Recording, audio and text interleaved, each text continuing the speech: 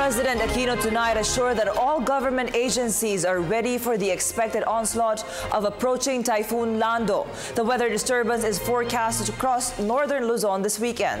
The president urged people in affected areas to heed warnings on the storm. Rocky Ignacio filed this report. The government is all set to mitigate the effect of strong Typhoon Lando that is expected to hit the country this weekend. President Aquino issued a nationwide address after his meeting with the NDRRMC and other concerned agencies in Malacanang.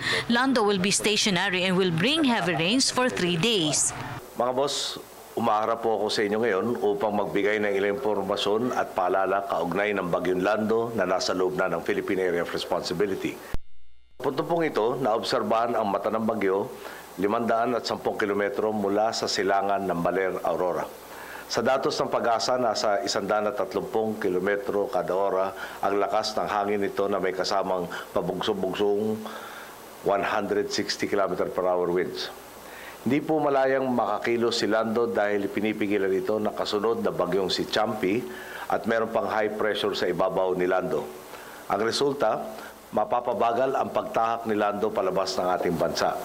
Sa estimasyon nga ng Pag-asa, pwedeng umabot ng 6 hanggang 12 oras ang matinding pagbuhos ng ulan.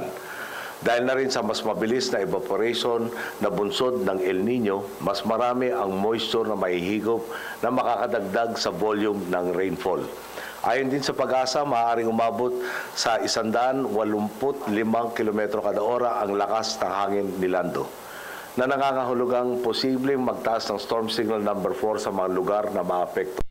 President Aquino asked people to stay calm and continue to monitor the situation. He said air and sea assets of the AFP and PNP are on full alert to areas to be affected by Lando in regions 1, 2, 3, 4A, 4B, 5 and the Cordillera region. The DSWD has prepositioned relief goods while the DPWH is on standby to clear roads for immediate delivery of government assistance. The DILG implemented Oplan Listo and now coordinating with LGUs to set up an evacuation centers for displaced families. Nananawagan ako sa bawat Pilipino, iwasan po natin na magpanik.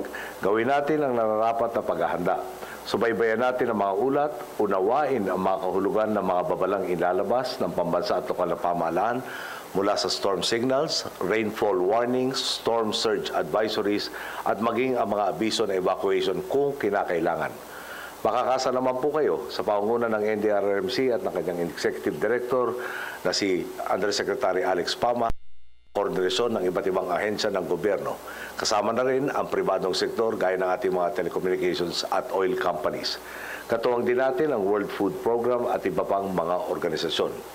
Ang DSWD po, nakapag-pre-position na ng food packs upang mapabilis na madala ang ayuda sa mga apektadong komunidad at evacuation centers. Nakikipagtulungan sila sa DPWH para sa pag-iimbak ng mga relief goods. Nakapaghanda na rin ang DPWH ng heavy equipment para mabilis na ma-clear ang mga daang mahaharangan o pwedeng maharangan ng debris. Ang ating Department of Energy at National Electrification Administration naman nakahandang umaksyon para maibalik ang kuryente sa mga lugar na tatamaan ng bagyo. Inabiso na rin ng DepEd ang lahat ng paralang saklaw ng mga reyong maapektuhan. Ang DOH naman nakaredy na rin ang first aid na kagamitan at kinakailangang mga medisina. Binabantayan naman ng DTI ang presyo ng mga bilihin para maiwasan ang pagsasamantala sa ating mga kababayan. Aktibong ipinapatupad ng ating DILG, PNP at BFP ang Oplan Listo. Personal pong nakikipag-ugnayan si Secretary Mel Sarmiento sa ating mga provincial head at mga local government units upang ipaalala ang mga dapat gawin sa ganitong panahon. Naka-standby na rin po mga eroplano, barko at iba pang assets sa ating sandatahang lakas, pambansang kapulisan at Coast Guard. Kung dumami ang makikita ninyong mga pulis at sundalo sa inyong lugar, huwag po kayong kabahan. Tinitiyak ko sa inyo na nariyan sila para tumulong sa ating mga first responders. President Aquino called on public for cooperation to attain the government's target of zero casualty. Meanwhile, after Lando, the rainfall will bring much-needed relief because the water levels in various dams will rise that would help to mitigate the effect of El Nino.